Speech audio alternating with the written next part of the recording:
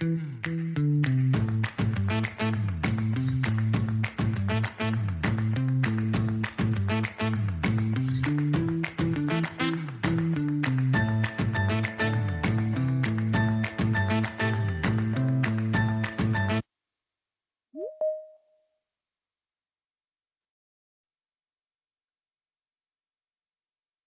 and a very warm welcome to today's webinar on maximising impact through collaborative multi-institutional training programmes.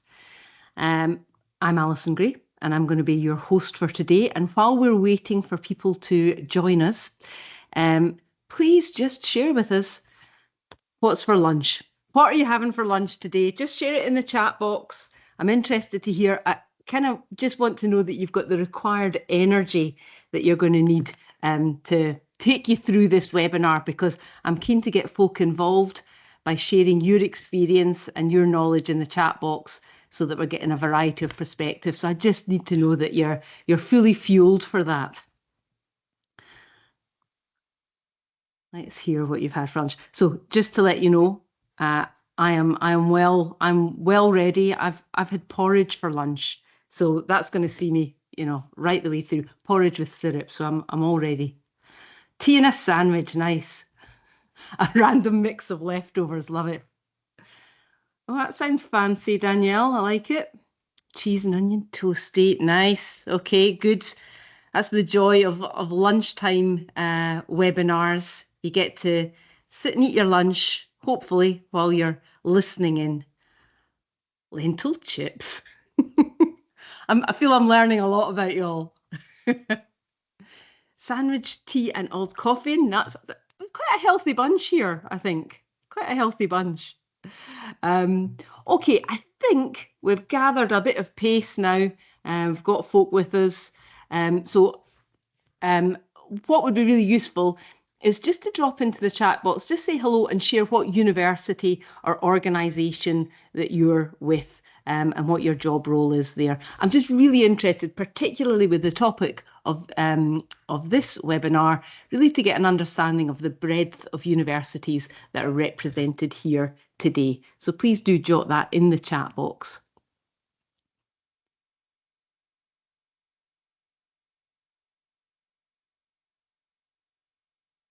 Hi, Susan. Welcome. Good to see you here. Well, not see you. That's the drawback with webinars. But good to have you here. Hi, Nicola. Portsmouth. We're already geographically dispersed from Glasgow Caledonian to Portsmouth. Hi, Mina. Hi, Nottingham Trent. Hi, Kelly. Hi there, Alison from Sheffield Hamel. Okay, brilliant, great. It's just really nice to get a sense of the breadth, and already I can see a really good range of universities represented here today. Because today the webinar is all about maximising impact with collaborative multi-institutional training programs. I'm really delighted to have you here today. So thank you for coming. I really appreciate you taking the time in your busy day to spend it with us. I know there's a lot going on. So let me just introduce myself. I'm Alison Gray. I'm the founder and director of Skillfluence, and my background is all in skills development and programme design. And I spend a lot of my time speaking with staff in universities to really understand the challenges that they have around knowledge exchange, around collaboration and commercialisation, and then thinking about the kind of solutions that we can use our expertise to help them solve in training and programme design. And I started Skillfluence nearly 10 years ago now. It's our birthday later on this year, to work with researchers and academics with the aim of providing them with the skills, the tools and the confidence to get their research out into the world. People are working on such cool, interesting things, world-changing things.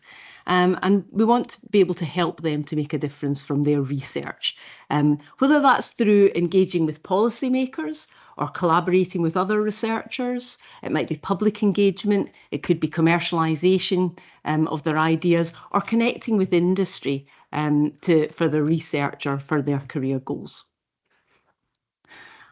And in that time, we've worked with a lot of universities and research centres, more than 80 across the UK and Europe. We've provided training for more than 30,000 PhD students. I know it says 25,000 on there, but it's gone up since then. So PhD students, researchers, academics and professional services staff. And, you know, we've learned a lot from that. And that's really what led us to starting this webinar series. It gives us the chance to share what we learn and provide interesting insights and strategies that we've tried or tools that we've used, just so that we can pass it on and help you address the challenges that you might be facing in your institution and in your role. We've got a whole lot of experience in running multi-institutional training programs, and we wanted to share that with you today, some of the insights that we have on the benefits of running training programs across multiple universities. And we'll also look at some of the challenges that we've come across and possible solutions, sharing some examples that we've worked on. In fact, I crunched the numbers, and over the last 10 years, we've delivered more than 350 multi-institutional higher education training programmes. Now, that ranges from a 1 hour online workshop to a much deeper dive programme over several months. And I'll use some of these just to share examples with you during the webinar. And before we start on this webinar, I'm going to just flag up our next webinar, why not, in the series, because it's going to be focused on the power of training programmes to build researcher cohorts. Such a fascinating topic. I love this. It's really something that we've been thinking deeply about. What are the attributes of a healthy cohort? You know, what approaches can develop a sense of cohort? How do you know that it's working, that you have created something that is more than the sum of its parts? And that's what we'll be talking about. And we're planning a great panel of speakers. So if cohort building is something that you've been involved in and you'd be interested in being on our panel, please do get in touch with me. I'd love to have a chat and learn more. It's on the 14th of May. It's hopefully my colleague Fiona is adding it to the chat box now so that you can register, and I'll post details at the end of the webinar too so that you can get signed up, and that's on 14th of May. So just a plug at the beginning, because I know sometimes people have to rush off at the end. So it's just to let you know that's coming up soon. Okay, so let's have a look at today's webinar. And I'm going to start by saying that I'm going to talk about the Skillfluence perspective. So as we go through the webinar, I'd really love to hear your perspective as well. And I'm going to talk about some of the reasons for running multi-institutional training, some of the challenges, how we've tried to overcome those, and then some strategies that I want to share for running successful training. My aim is that you're going to leave today with insights into creating programmes that foster inter-university collaboration and some practical tips and next steps for initiating and managing collaborative training efforts. And whilst it's a webinar, I'm keen that we make it as interactive as we possibly can, and it would be brilliant if you'd share your thoughts and comments in the chat box as we go along. And I'll finish up the session by sharing my top 10 tips for success in running collaborative training. And we'll also give you the chance to share any asks or opportunities that you might have around exploring collaborative opportunities, to see if there's anyone else here that might be considering something similar, maybe a similar initiative, maybe even try a little bit of matchmaking, who knows. And finally, we've got a really exciting opportunity that we want to share with you about a project that we're running on behalf of UKRI and iCure, and that's specifically about creating wider reach for their Engage programme for universities. I'll tell you more about that and how you can get involved later. So let's get kicked off by asking you a question. So this is a quick poll, easy to answer. Have you been involved in any way in the organisation of a multi-institutional training programme before? It's just a yes, no, forced choice question. I do love a forced choice question. You can't sit in the fence with this one. It's a yes or no. If the poll doesn't work for you, just pop your answer in the chat box, but hopefully you've seen that just pop up in front of you on the screen.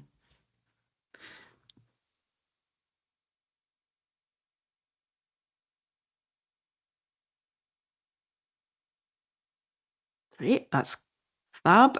Got another couple of seconds just to share, but what a nice what a nice split. If you have answered yes, and if you're happy to, perhaps you could share in the chat box examples of, or the kind of multi-institutional program that you were involved in or are currently involved in.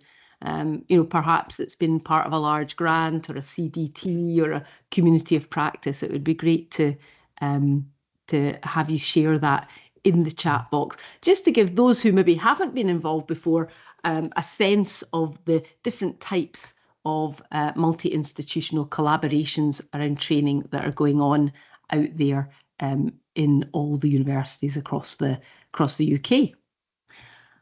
All right, great. I think everyone's had a chance to answer the question, so that's fab. And I think it's really useful to understand the drivers for running training programs across multiple institutions. So let me share some of the key reasons that we come across and examples of where this has been the case. And this is in no way any kind of exhaustive list, but I'll be interested to know what you would add to it. So at the end, I'll ask for your thoughts. So the first is around funding requirements, could be related to funding requirements because of how the funding application is set up. So a really good example of this is the Connecting Capabilities Fund, also known as CCF. So CCF supports collaborations between the higher education and commercial sectors. So while it is a compulsory requirement, it does include multi-institutional elements to it. The reason the funding exists is to help achieve the underpinning aims of that, which is to share good practice and capacity internally across the higher education sector. It's about forging external partnerships and around technology, around industry, around regional partnerships, and also delivering on the government's industrial strategy priorities.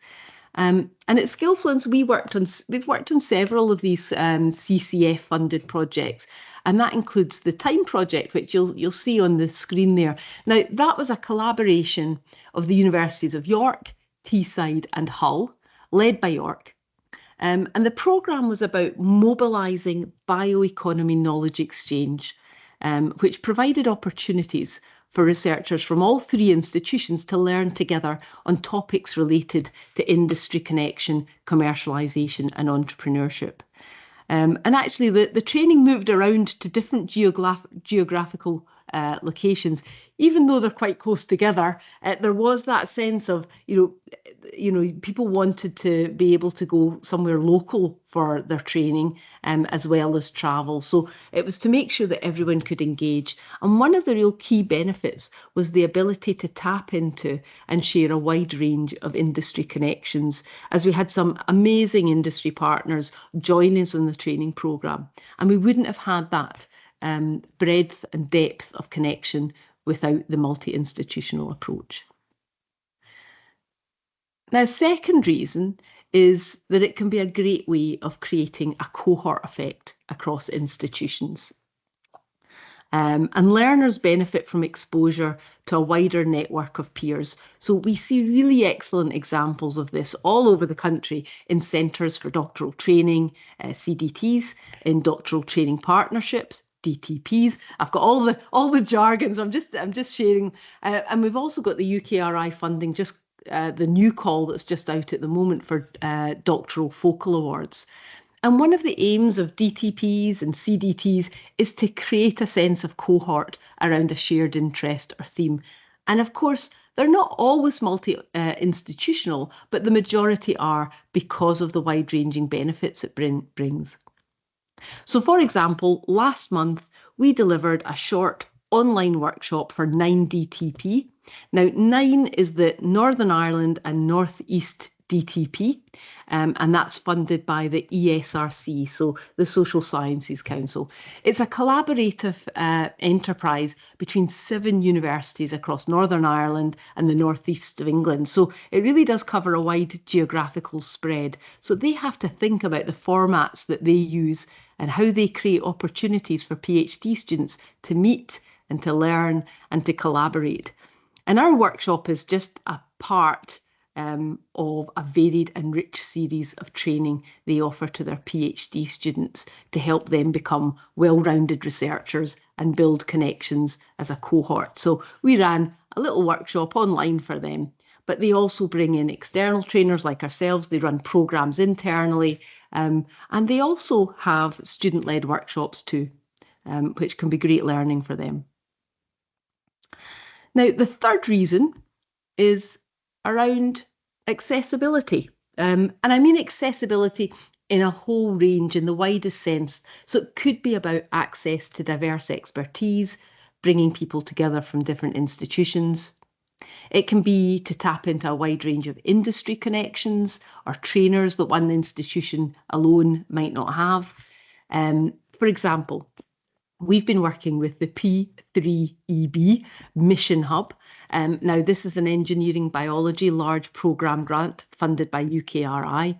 It's led by the University of Portsmouth, and it's a collaboration of 7 universities from Portsmouth to Bangor to Edinburgh. Again, a really wide geographical spread. So we've just carried out a piece of work with hub researchers from every institution to better understand their learning needs and motivations in relation to the commercialisation of their research. And we've done that at the very beginning of the project to understand at the earliest possible stage their alignment with one of the key drivers of the hub, which is around commercialisation. And what that means is by understanding their needs, that can really inform the direction of commercialisation from research. And the multi-institutional training programme design can make sure then that it's accessible for all the researchers, no matter their stage of knowledge and readiness, because often we find that people have different levels of experience and interest and readiness for engaging with different types of training programmes. So this is going to provide one entry point also, this mission hub, for external partners so they can engage with multiple universities and disciplines. And that's brilliant for training programmes because you can call on that expertise to create collaborative opportunities and also for things like guest speakers or networking events. And then the fourth reason I want to highlight is really around some super practical stuff. Things like cost sharing, or to make sure that the numbers work out when an individual institution maybe doesn't have enough participants to run a programme itself. So an example of that is we've been having discussions with a knowledge exchange manager who was highlighting that there was a real need for running a programme to help researchers recognise the commercial value of their research. But there was no money for it, there was no budget. I'm sure that sounds familiar for many of you. Where will I find the budget for this? And then they had an aha moment when they remembered that a group of universities had put away a small amount of money each into a shared pot that they hadn't ended up using for its intended purpose. So the little pot of funds were just sitting there and it needed to be spent. But it needed to be spent on something that would provide equal opportunity of access to all the universities who put the funds into the pot. And so a multi-institutional programme was set up for all the partner universities to apply into. So that worked really well. The money got spent very well, some really great outcomes. And it actually, what it did was it allowed us to design a tailored programme that no university on its own would have been able to do. So it worked really well, just making those kind of efficiencies. So those are 4 of my kind of key reasons, I think, that I see multi-institutional collaborations happening around training. What other reasons do you think there are for running multi-institutional training programs? Please do share in the chat box. What other drivers have you seen? What have I missed? What other reasons are there that you've come across or that you think there might be for running a multi-institutional programme?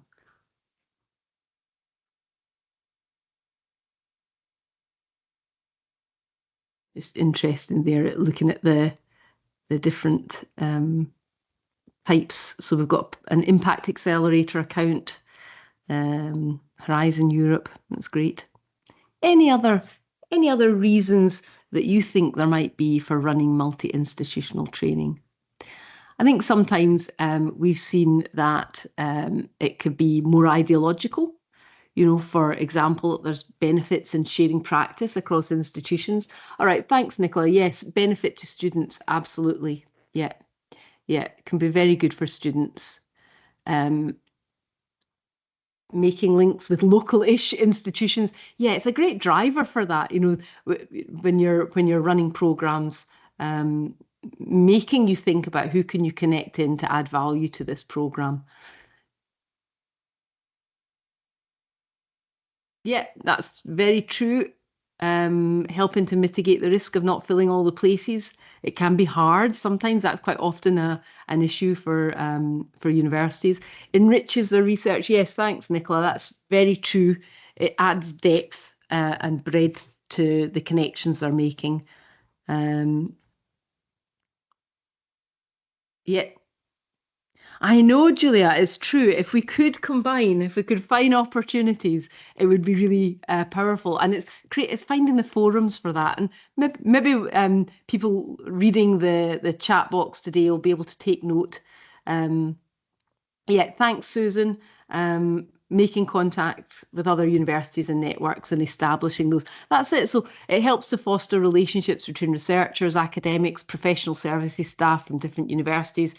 You know, we've seen examples where professional services people really want a chance to work with each other across institutions. In fact, I recall a few years back, the University of Dundee put on something for every university in Scotland. They had a little funding pot and they wanted to really develop that network. So it was an altruistic gesture to give an opportunity for everyone to come together. I also think there's something about it just being a good reason or maybe an excuse to bring people together around a shared topic, but actually there's so much more that you get from it as well. You know, it creates opportunities for collaboration without that being the sole purpose. Sometimes it might just be that sense of opportunity to come together. Um, okay. Let me just move on to some of the challenges that can face us when we're developing and running training across multiple institutions. And I'm just going to talk through 5 challenges, and then at the end, I'm going to ask you to rank them in order of which you feel is the most to least challenging for you. So the first I want to touch on, these are in no particular order, uh, is around administrative complexity. So coordinating schedules and policies and procedures across different institutions can be unwieldy and cumbersome. Or there can be differences in procurement processes and funding agreements, reporting, and just generally the ways of working. I think that it's no surprise because these are big and unique organisations. We know that university structures and processes can on occasion be opaque, says I kindly, a kind way of putting it, but I'm sure many of you will have experienced that. And even understanding things like roles and responsibilities when job titles aren't aligned across universities or when managers and administrators wear many hats. So yeah, lots of reasons there. I think also we find that funding arrangements can really be a challenge. It can help when there's a lead organisation who has got budgetary control and responsibility, and that can be great. And it can simplify things in some respects. But then it can also create disparity in the distribution of resources too. And also, we find that different institutions may have different budget constraints or priorities, and that makes it hard to agree on cost sharing models. More than once, as an external organiser, we've had to invoice multiple universities using a complex process to work out who pays what, depending on attendance and engagement with a programme, just because the funding isn't held centrally. Um, a third challenge can be around leadership and decision making. So, sometimes you find that the lead partner has a program manager in place, but the partner organisations who perhaps play less of a management role but still have plenty to do, but they maybe don't have someone that has got ring-fenced time. And so managing workloads and lack of resources can really make it difficult, especially for smaller universities with less resources. Then there's the challenge of accessibility for staff and for learners. So, staff can be reluctant to engage if there's a high admin burden or there's a lack of institutional recognition. Learners can struggle with lack of awareness of the existence of the training programme, maybe if there's mixed branding or there's unclear processes or there's confusion over which institution provides support. Accessibility can also be hindered by a lack of awareness. So we sometimes see that programmes are well advertised in one or two of the partner organisations where they have a process in place for promotion to that group, but then other partners may struggle to advertise effectively, and that can lead to disparity in engagement. I'll share an example of that later on. It could simply be a lack of accessibility due to geographical reasons. It's an in-person programme and it's being held on a different university's campus, and perhaps the geographical differences makes the additional access issues for some more than others in the collaboration. And then my final point or challenge really is around institutional cultures and priorities. So universities have got very different strategic priorities that can lead to competing interests in the collaborations. We sometimes see a bit of resistance to external input if institutions prefer to retain control over their own training programmes. Or perhaps for one of the universities, the training could feel like duplication of something that they already offer. So there can be a whole load of reasons why culture and priorities can create challenges. So now I have got a task for you, because what I'd love is for you to rank these. So thinking about the 5 challenges I've just shared, and here we go, we've got a wee ranking process has come up on your screen, hopefully. So thinking about the 5 challenges I've just shared, please rank them in the order that would be most to least challenging related to the running of these types of programs and these types of training at your institution. And you can just drag and click. I'm doing it now, put mine in order.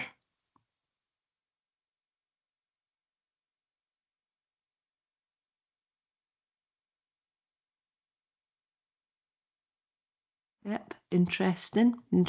Please keep shimmying away at it, moving it around.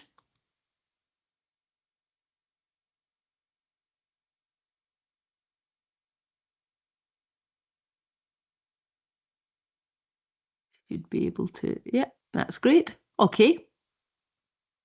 Oh, still a bit of movement, Yep.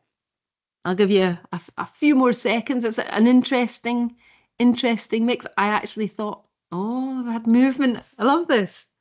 It's very slick. Okay, we've had a bit of movement around, but I think it looks like institutional culture and priority and administrative complexity are neck and neck at the top. And actually, interestingly, the accessibility for staff and learners is quite a bit lower down in the pecking order of challenges. That's interesting stuff. If there's any other challenges that you'd like to share or note in the chat box, then please do share if there's anything that I haven't covered, perhaps additional challenges you've experienced or that you might be concerned about in your institution. Some other interesting challenges that we've had, just while you're jotting things in, but we've seen maybe on a lesser scale, is things like where there can be logistical or technical barriers. Perhaps where one institution has got different platform technology or data protection requirements. We've also had time zone differences where there's international collaborations or simply different term times. You want to try and create the most accessible program that you can, and working around school term times. But Scottish school holidays start earlier than in England, Wales, and Northern Ireland, or half terms are at different times in different schools and regions. Yeah, Amy, absolutely. Finding the right person to speak to hold the budget. That is a very good point. Yeah, I mean, where do you track them down? How do you know who it is in different institutions as well? Um, we also note that sometimes a change in personnel can derail collaborative ventures because you've built a relationship with one particular person. Um, and I think also a final challenge that we've noted is that building on good practice and continuous improvement can be a challenge. Often in higher education, it's very project based, so there's limited term funding. And whether that's an internal pot of funding or an impact accelerator account or a funded project, such as a large programme grant or a CDT, it comes to an end. And how do you build on that good practice?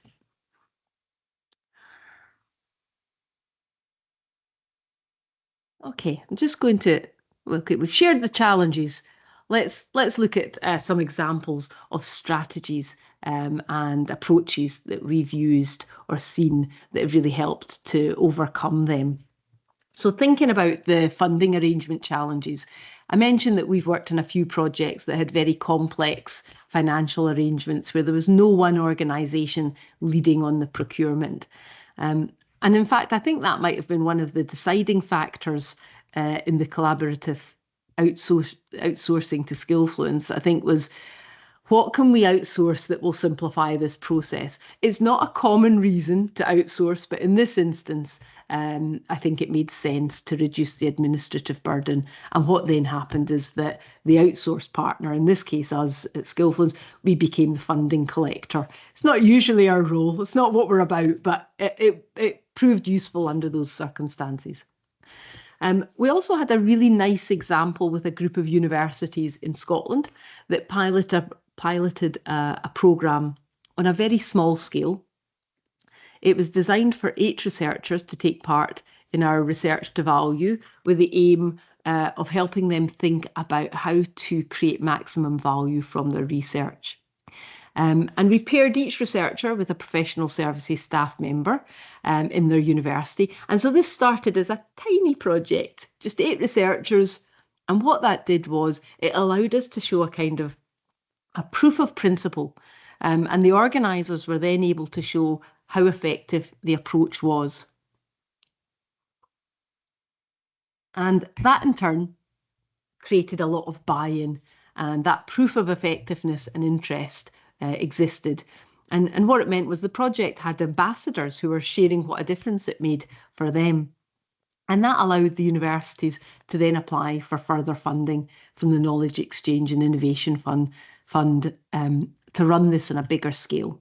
And they were successful, I'm delighted to say. And we're currently working with them to run a multi-institutional programme that's open to 19 universities over several months and 3 cohorts. So starting small can be an excellent way to test and evidence the efficacy of an approach and then scale it up. Are there any other methods that anyone would like to share in the chat box for overcoming any financial challenges? Anything that you want to share, please do jot it in the chat box. I'm going to continue and talk a little bit about institutional culture and priorities, because key to this is really considering it in advance and thinking about the roles of each of the collaborators. What does the lead partner do, and what needs to be done locally? So for example, we find that things like promotional materials and information on a training opportunity can be created as a central resource, whereas recruitment might be something that is better in the hands of the local manager who knows the individuals. We've worked on large programme grant funded training projects where the challenge has come not so much from institutional priorities as the priorities and culture of a specific PI or lab group that's involved in the project. So an example of this, we had an example where we were running a long-term programme of training over the course of a grant, which was 6 years.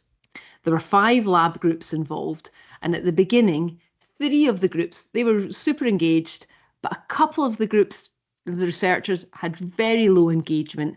And that was really partly because of the culture and of the PI. They just weren't that interested in the training elements. They wanted to focus on the lab. But because it was a long-term project, we really were able to spend time showing the value of the training. So, for example, there were industry partners that got involved in delivery. We got great feedback. There was a real buzz from participants. You know, the postdocs and the PhD students and the researchers were talking about it. And sharing that widely among all the partners meant that everyone could see the value. And also there started to be that sense of missing out, and nobody likes to miss out. And we did start to see improved engagement. And the training, I feel, and my sense was that it really started to shift the culture a bit. And, you know, it became more established in the culture of the whole partnership over the course of the 6-year project, and also shifted the kind of belief systems of the couple of groups that hadn't been so engaged in the first instance. Again, if you've got any other thoughts on how to overcome cultural challenges, please do share. I think around accessibility for staff and learners. Now, an example here is very recent, our experience with a Research England Connecting Capability Fund run by Portsmouth Tech Transfer Office, which has been going really brilliantly. Now, the organising institution, so Portsmouth, had no problem recruiting people, but there was less buy-in from partners. And we had a really short recruitment window because of budget constraints. Isn't that often the case? And so we needed to develop a strategy to recruit from the other institutions. And people were really not applying because they didn't know about it. So our strategy included having a central website for anyone to apply. And then the Skillfluence engagement team just going out directly and building a relationship with a team member in each of the institutions. We did end up well oversubscribed, so well done to Portsmouth for making that happen. But it did take a bit of time to build connections that would help us create awareness and a channel to potential participants to let them know that it existed. It wasn't enough to just build a process and provide promotional materials. We then really needed to activate it at a local level to get buy-in. I also think with multi-institutional programmes, you really want to think about the flexibility of format. We're really lucky nowadays to have the option of online and in person, and choosing the right format is key. I mentioned 9DTP earlier. So for example, the 3-hour workshop that we ran was designed to spark interest in communication. And that was perfect for online delivery, saves travel and increases accessibility for folk. But now they're looking to run a creative methods course. And the feedback from students is that they ran it a couple of years ago and it would really benefit from being in person to allow a safe space for sharing and more fluid interaction to explore and collaborate. So they'll be looking to do that in person.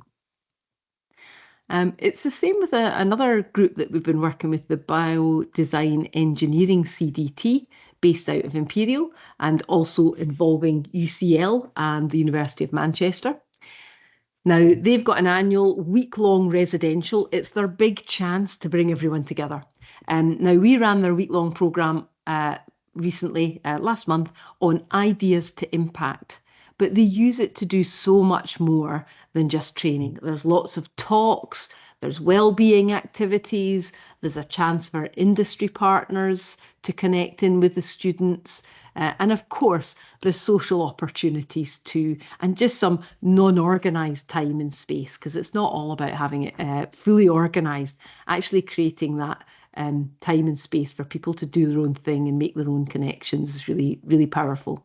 And as lead partner, Imperial take on the majority of the organisation, but responsibility is also distributed to partners and they move around as they know they'll be running it every year. So, for example, it was in Manchester a couple of years back, then London, and last month we ran it in Bristol. So they move around, which I think is about fairness of accessibility. In terms of administrative complexity and the leadership and decision making as well, I'll combine those. I think agreeing role and responsibilities up front really helps. When it comes to training, that should include things like who and how a project's going to be promoted and recruited for, administered and reported on. A few years ago, we ran a training project to develop a bespoke commercialisation programme.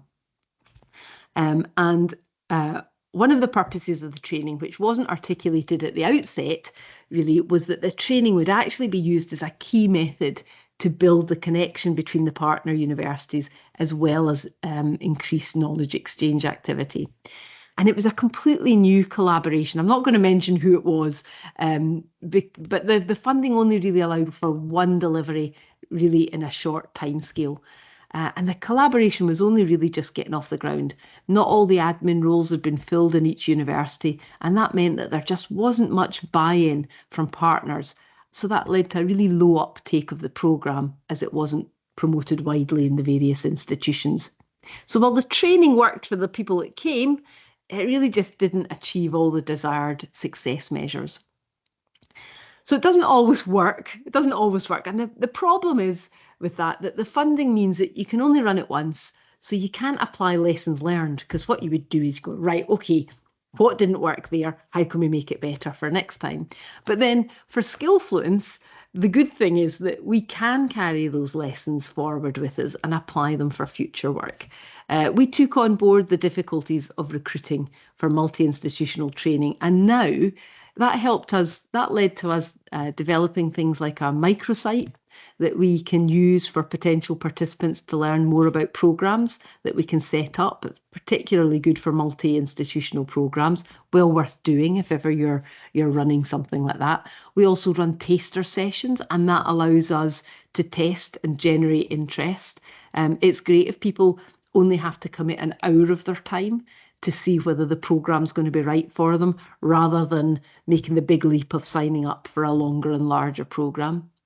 And these are all ways of working that we've built up over time because we try new things to see what works. And of course, although within institutions, the same thing happens. The project funding may end, but the project manager will often move into a different but related role and is able to take their collective memory of it, their learnings with them too. Okay, so I'm interested to hear from you in the chat box. What would make you more likely to run a collaborative training program? We've got a poll for you. So actually not in the chat box. We've got a poll for you. You can tick as many boxes as you like. What would make you more likely to run a collaborative training program? What are the things? There's 8 to choose from. You can choose as many as you like.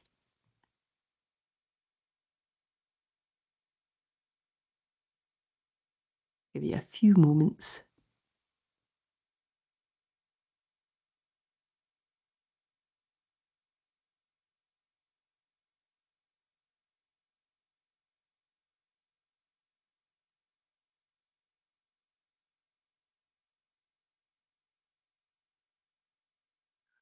Yeah. I've got to love these Teams polls.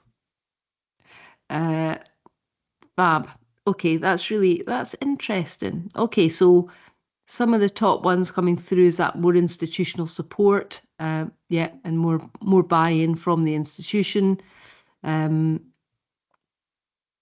could be, yeah, policy alignment. It could be leadership buy-in. What else? Easier funding opportunities. So yeah, maybe more dedicated grants or pooled resources that might be available. Julia, I'm going back to your comment earlier about wouldn't it be great to find ways of pooling resources. Increased researcher demand and engagement. Yep. Yep. So a clear evidence of need.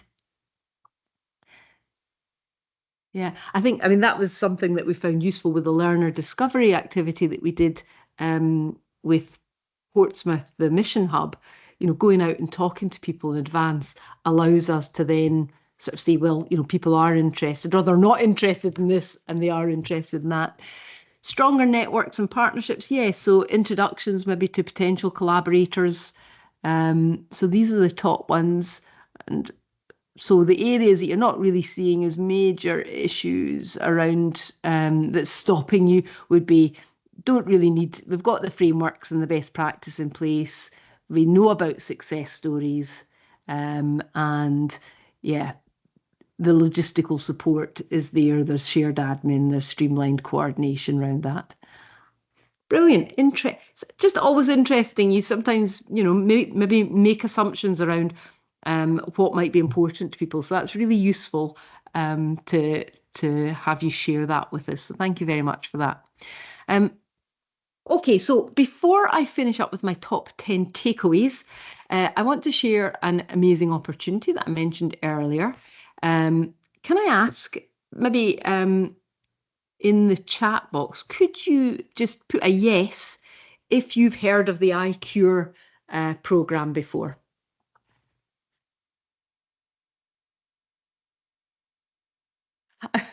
I think my mode there was very poor. I should have been like a yes or a no if you haven't heard of it. I'm sorry. Now I'm just gonna, because I'm just getting lots of yeses. But it looks like quite a chunk of you have come across it. That's how you get the answer you want, isn't it? Just say yes. Okay, brilliant. It does sound like quite a few of you. So when we set the topic for this webinar, it was because it was a topic close to our heart. We just started working on the newly funded CCF project with the University of Portsmouth that I mentioned, and their 6 partners. And we knew that by April we'd still be right in the heart of it, but we'd have done a lot of learning around multi-institutional training. But what we didn't know is that the timing of this webinar would mean that we could offer you what's genuinely a really fantastic, an amazing opportunity, because we just found out the contract was signed on Monday, so this is hot off the press, that we've been successful in getting Innovate UK iCure funding to run a pilot programme aimed at increasing accessibility of our research commercialisation programme. In fact, when we set the webinar topic in January, the Innovate UK call wasn't even out. So this is remarkable timing and a great opportunity because there are free spaces. Yes, free. I feel like some kind of QVC host trying to sell my wares on TV, but we are really excited about it. It's a fantastic opportunity for us to learn, and we really are delighted to be working with the Innovate UK iCure team to expand the reach of the Engage programme with a particular focus on widening accessibility for individuals and universities who are currently underrepresented on the iCure programme. So starting in June, we'll be running our own version of iCure Engage that's designed for masters, PhD students, researchers and academics. And the aim with the programme is to take researchers from being commercially curious to commercially confident. And it will be fully online, delivered in bite-sized chunks, designed to make it as easy as possible to access and to bring together participants from all over the UK to learn together. So I think it's going to be great. It's a pilot programme, a one-off that's allowing us to test a new approach, and we'd love your help in making sure as many potential participants as possible hear about it. We've got a briefing session specifically for you and your colleagues. You can see that's what's on the PowerPoint slide there. So it's for professional services staff in universities, so that you can then share that with the right researchers at your institution that you think might be interested. 14th of April, even if you can't make it, please do consider signing up, because we'll then automatically send you the recording and you can share that with others. And also, if there's other people that you know might be interested in attending this briefing session for stakeholders, then please do share it with them. It'll be about 30, 40 minutes, a briefing session. It'll share information about the programme, the criteria, application process, answer any questions. And just to say, we're also really happy to arrange individual or group calls with any research managers or professional services staff or teams in institutions to share more about the programme.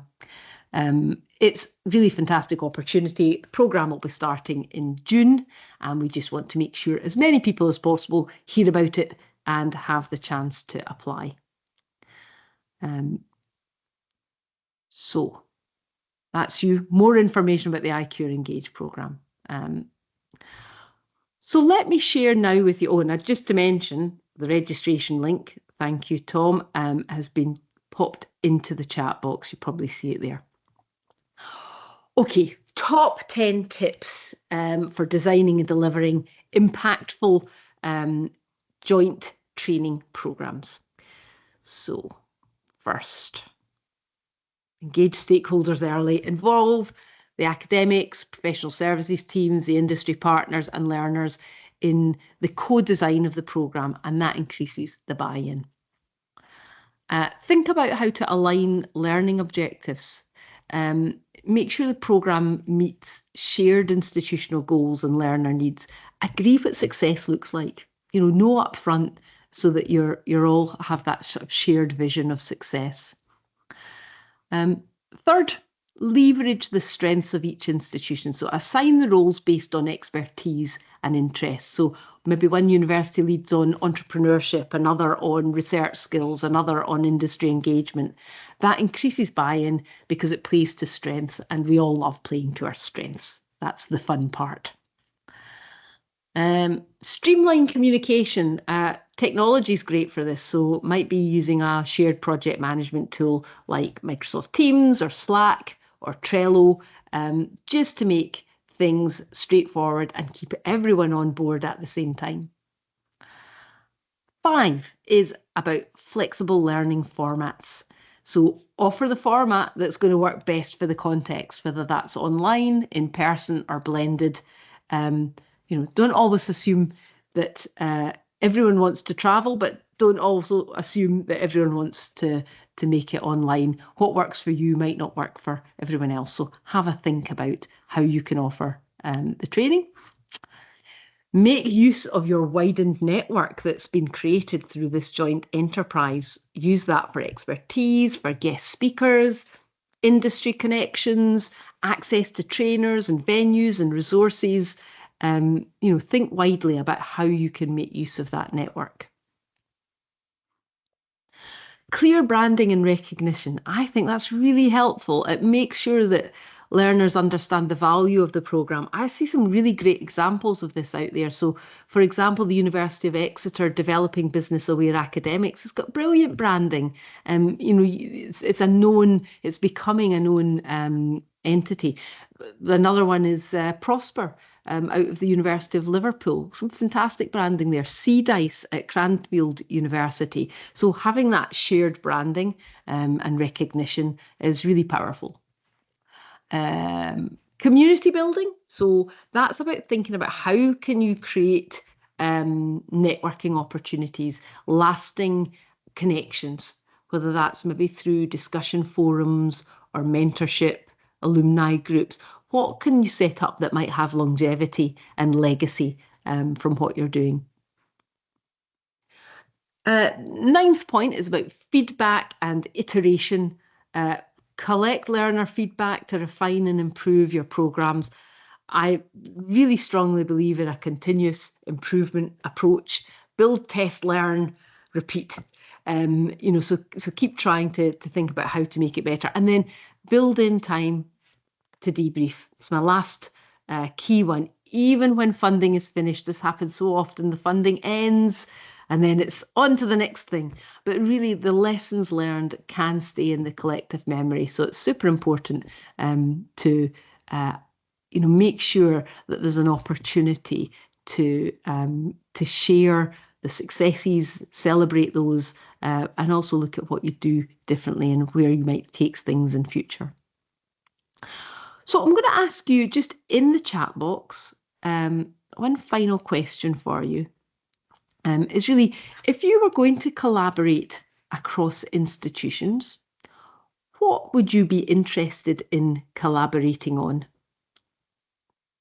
If you were going to collaborate, might be the subject matter or focus that you'd be interested in collaborating on. It might be a theme. What might you be interested in collaborating on? Now, I'm asking this just in the hope that if anyone has something that they're thinking about or might be interested in, that if it's shared here, others may see it, and it gives an opportunity to make connections. So if there's anything that you would be interested in exploring with others, then please do share. Fab. Thanks for that, Nicola. Nicola, you are a fast typer. This is great. And even all spelled correctly, fast and spelled correctly. Amazing. Cross-institutional hiring and cross-platform employment. Brilliant. Interesting. Okay, cool. Mina, capacity development. Interesting. Great. If there's anything else, please do share in the chat box, but that's really useful. So if anyone's looking, also looking around cross-institutional hiring and cross-platform employment or capacity development, you know who's interested and who to speak to. Okay, I'm just going to finish up by sharing a little bit about the next webinar. I mentioned it at the beginning, but just to let you know, it's on Wednesday, the 14th of May, 12:30 to 1:30. Please get that in your diary. And it's all about building researcher cohorts, the power of training programs. We don't believe that strong cohorts just happen by chance. We think it happens by design. And our next webinar is going to explore how training can be a really powerful tool for fostering research cohorts and creating that kind of lasting networks and enhancing collaboration.